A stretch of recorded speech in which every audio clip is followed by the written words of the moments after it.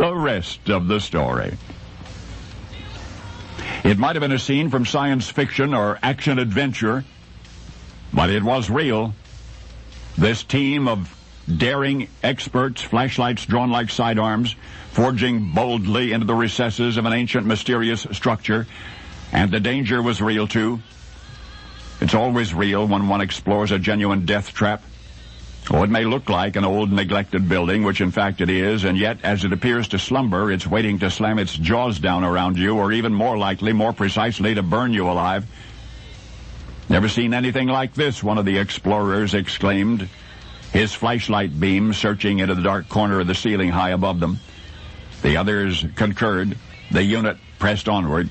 Ominous echoes of their own footsteps seemed to mock them. One member of the team, intrigued by a suspicious-looking something, had gone on ahead. Now he was calling back to his colleagues, "Strike a match over here and we'd never make it out." "We'll have to report all of this," said another, "but who will believe us?" And still another grim-faced muttered, "They ought to shut this place down, you know." For did I mention that all through the day before the night that you're reliving, as the day after and the day after that, people visited and worked in that same building, utterly oblivious to the perils of doing so?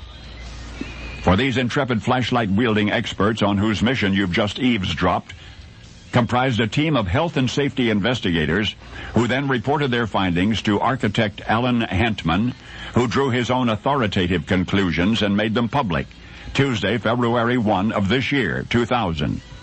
The architect's assessment was alarming indeed, considering the scope and severity of fire code violations uncovered thus far. The building ought to be evacuated and boarded up, he concluded. Even then, it would probably take 4 years to redesign and another 10 years to reconstruct it. Yes, fire sprinklers had been installed long ago, but merely testing those sprinklers required access to certain areas of the building into which technical personnel dared not even venture. Any similarly unsafe building anywhere in the United States, of course, would be closed down, probably condemned.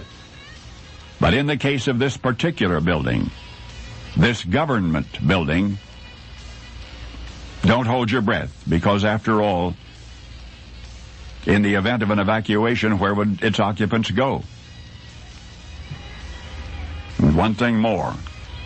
The team of health and safety investigators, whose inspection you have witnessed in part, was authorized by the United States Congress, and the specialist to whom that unit reported was Congress's own official architect.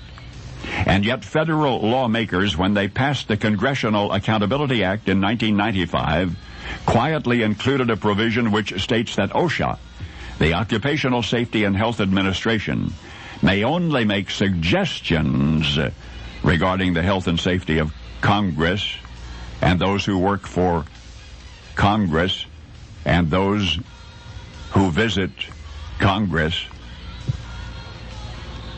Oh, yes, I do mean to say that the death trap safety officials would like to shut down but cannot is the United States Capitol building itself. And now you know the rest of the story.